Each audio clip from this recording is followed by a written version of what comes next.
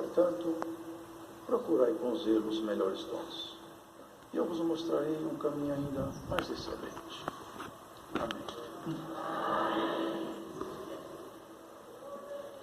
Como é magnífico ver a estrutura da igreja proposta pelo Senhor. Como vejam que aqui é uma exposição clara de um homem que foi apanhado, batalhando contra essa obra, a que eles chamavam de seita e de caminho. Eles chamavam, na verdade, essa obra aqui como alguma coisa contrária a todas as normas e padrões que eles conheciam, os judeus. E Paulo foi um deles. Porque, irmãos, nós só conseguimos entender as coisas e fazer, operar, trabalhar com a nossa aptidão natural. Se eu estudei um pouquinho, eu consigo ler. Se eu tenho um corpo normal, eu consigo gesticular, trabalhar. Se eu tiver algum problema de ordem física, eu sou limitado, tanto quanto o meu problema me limita. Mas nós somos um corpo criado por Deus, cada um de nós. E temos um grau de compreensão variado, mas há um grau mínimo que Deus confere a todos. E daí para frente varia de pessoa para pessoa. Mas nós não conseguimos enxergar muita coisa, porque a nossa compreensão humana ela está limitada. Nós não conseguimos extrapolar os limites do homem, porque foi Deus quem colocou os limites. Então nós não conseguimos visualizar, nem de longe, a eternidade. Nós não conseguimos vasculhar os pensamentos de Deus. Nem conseguiríamos nos organizar enquanto igreja na nossa própria vontade, porque seríamos desorganizados pela vontade de uma força que opera contra todos. O corpo é um só, porque ele foi construído assim. O corpo não foi ajuntamento de peças. Não nasceu um coração batendo para depois vir um pulmão. Aliás, esses são os argumentos aí contra a teoria da evolução. É a complexidade irredutível do ser humano. Nós somos um complexo. O pulmão depende do coração, depende. Há uma interligação tão grande, irmãos, que todo o corpo é todo interdependente. O rim, filtro, sangue. O corpo é isso. E esse capítulo discorre exatamente num paralelo entre o corpo humano e o corpo chamado Igreja de Cristo. É um paralelo para a gente entender. Quando Deus quis colocar uma norma para o ser humano, porque eles estavam andando tão distantes, então Deus criou um caminho.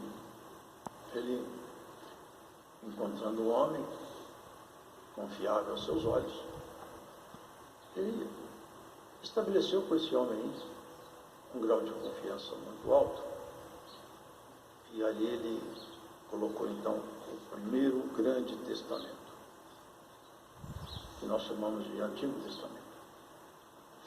E para que o homem pudesse ter um norte de como ele se comportar, não dava para o Senhor colocar nada, porque eles eram muito refratários àquele bem. Se Deus se aproximasse deles, se o Espírito Santo fosse morar em algum deles, teria que matá-lo, porque Deus é santo. Deus não poderia habitar em nenhum daqueles homens, porque dentro deles habitava iniquidade sobre iniquidade. Por isso que para Deus habitar em nós, primeiro Ele nos perdoa os pecados pela fé em Jesus, nos purifica, depois vem habitar em nós. Como não dava para escrever a lei no coração dos homens, Deus escreveu essa mesma lei em tábuas de pedra. E Moisés recebeu essa lei escrita na tábua de pedra. mas porque ele escutou o Senhor, porque ele esteve com ele. Quando ele voltou para o arraial, seu rosto brilhava com uma luz tão forte que ele não percebeu. Mas os seus companheiros não conseguiam mais olhar para ele, porque ele trazia na mão as tábuas de um Novo Testamento, que até então não tinha nenhum. Hoje ele é antigo, mas naquele tempo ele era novo, porque não tinha nenhum outro. Ele trouxe então as tábuas que foram escritas nas pedras. Mas não adiantou muito, irmãos, porque a lei escrita na pedra não passava por coração daqueles homens. Eles continuaram como eles eram, e até foram piorando, degradando. Chegou um ponto que não dava mais. Não dava mais. Não é porque a lei era ruim, é porque o homem não tinha condição de vivenciar a lei, porque eles não tinham uma força interior, e Deus não podia viver dentro deles porque eles eram iníquos. Era uma coisa sem saída. Deus tinha que criar um caminho novo. Exatamente isso aqui é o resultado desse caminho novo. É o resultado. Já não foi mais assim no Novo Testamento. Não foi mais assim. Você se lembra que os apóstolos reunidos, os discípulos também, todos reunidos, de repente um bom som surgiu no ar, como se fosse um vento forte. E eles olharam e viram línguas de fogo que desciam do céu e desciam até a cabeça daqueles homens. E à medida que essa língua de fogo descia, acontecia algo que nunca tinha acontecido antes. Aqueles homens eram tomados de um sentimento de salvação. E eles começaram então a falar uma língua desconhecida à razão deles. Eles nunca tinham aprendido. Um idioma que eles não dominavam. E quando eles falavam, sabe o que eles falavam? Das grandezas de Deus. Se tornaram ministros.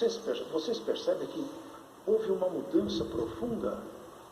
E a mudança que começou